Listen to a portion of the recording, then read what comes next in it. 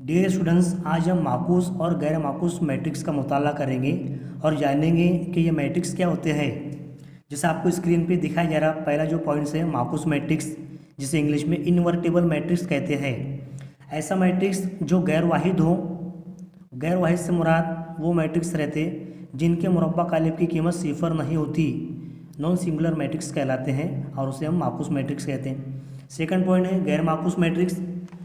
ऐसा मैट्रिक्स जो वाहिद हो, और वाहिद से मुराद वो मैट्रिक्स जिसके मुरब्बा कालिब की कीमत सिफर होती है, वो गैर माकूस मैट्रिक्स कहलाता है।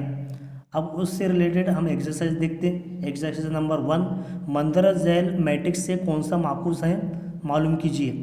अब इन मैट्रिक्स को सॉल्व करने के बाद हमको पता लगाना है कि मैट्रिक्स माकूस है या गैर माकूस है। हमने डेफिनेशन से बगौर समझ गए कि कौन सा मैट्रिक्स माकूस होता है और कौन सा गैर माकूस रहता है।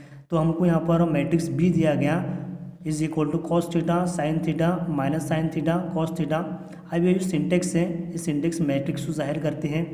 अब हम सॉल्व करते हैं, उसको सॉल्व करने के बाद हम अंदाज़ा लगाएंगे कि कौन सा मैट्रिक्स माकूस बनता है और गैर माकूस होता है। तो हमने मैट्रिक्स को एज इट इज़ लिखे, cos theta sine theta minus sine theta cos theta. अब हमको इसका मुरब्बा कालिब निकालना है। मुरब्बा कालिब के लिए हम क्या करते हैं कि दो लाइनें लेते, वर्टिकल दो लाइनें खींचते, वो मुरब्बा कालिब बन जाता।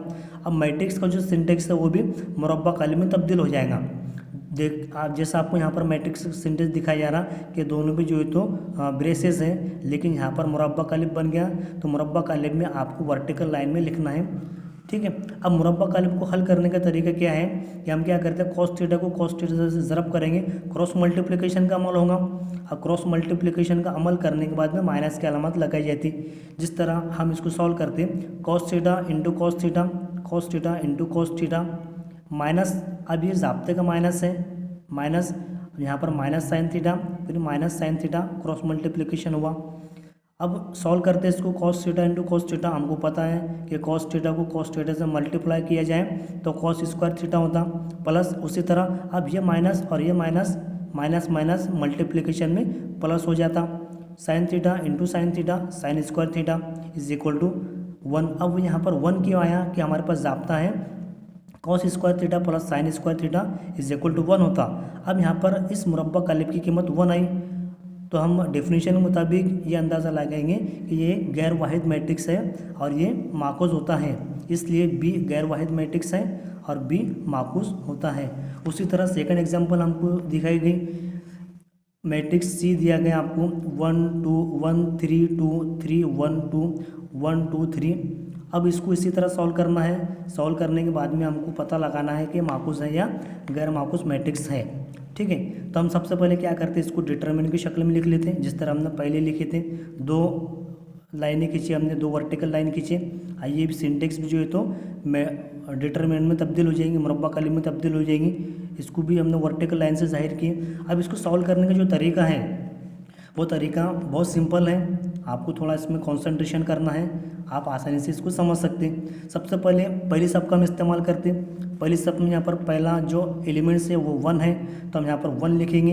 1 लिखने के बाद में आपको ब्रैकेट बनाना है इस तरह। ब्रैकेट बनाने के बाद में आपको 1 लिखने के बाद में हमने क्या किए कि तीसरी जरा पहली सब और पहले कॉलम को हाइड करेंगे। पहली सब है 1 3 2 1 3, पहला कॉलम है 1 3 1।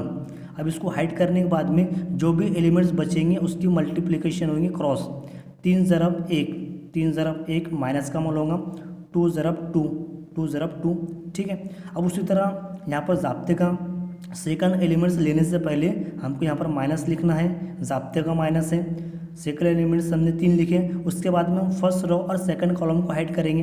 फर्स्ट रो यानी 1 3 2 को और सेकंड कॉलम 3 1 2 को हाइड करेंगे और जो भी एलिमेंट्स रहेंगे उसकी क्रॉस मल्टीप्लिकेशन होगी, यानी 3 ज़रब 3 माइनस 1 ज़रब 2, 3 ज़रब 3 माइनस 1 ज़रब 2, ठीक है।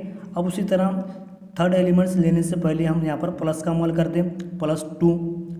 पहली सबका थर्ड एलिमेंट्स +2 लिखें। अब +2 लिखने के बाद हम क्या करेंगे, पहली सब और तीसरा कॉलम को हाइड करेंगे, जो बाकी रह गया पहली सब और तीसरा कॉलम को हाइड करें। अब 3 ज़रब 2 माइनस 1 ज़रब 1, 3 ज़रब 2 माइनस 1 ज़रब 1। अब इसको सॉल्व करने का तरीका, सबसे पहले हम क्या करते हैं कि ब्रैकेट को सॉल्व कर दें।